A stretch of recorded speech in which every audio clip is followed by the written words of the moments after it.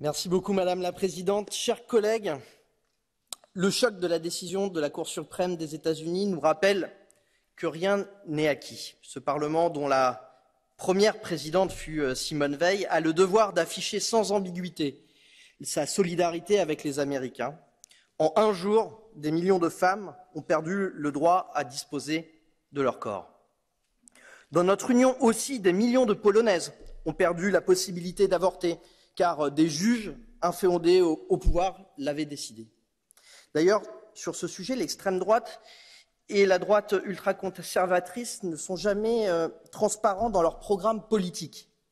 En Europe, ils sont plus jamais discrets pour ne pas nous effrayer lors des campagnes électorales.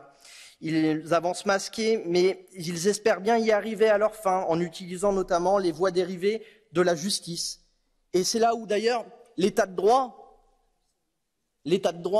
et le droit à l'avortement et le droit des femmes se rejoignent dans le combat politique.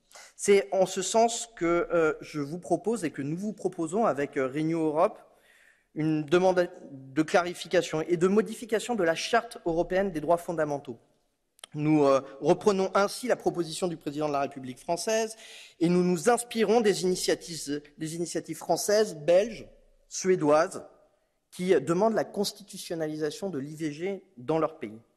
Le vote de jeudi, d'ailleurs, sur la proposition est un test pour nos groupes politiques. Qui, véritablement, sera sincère? Qui va défendre le droit des femmes? Qui assumera politiquement de remettre en cause le droit à l'avortement? Qui votera pour? Qui votera contre? Les groupes politiques sont face à leurs responsabilités. Chers collègues, les Européens doivent savoir, quelles que soient les alternances politiques, les partis au pouvoir, que les droits des femmes seront respectés. Les Européennes méritent la même protection que les journaux, les syndicats, les demandeurs d'asile, les propriétaires, les églises. Tous ont des garanties dans la Charte des droits fondamentaux. Tous ont leurs droits respectés dans cette charte. Donc donnons aux femmes en Europe la garantie qu'aucun juge ne pourra détricoter ces droits et rappelons aux réactionnaires ce qu'ils sont vraiment, un reliquat du passé qui n'a aucun avenir dans l'Union européenne. Merci.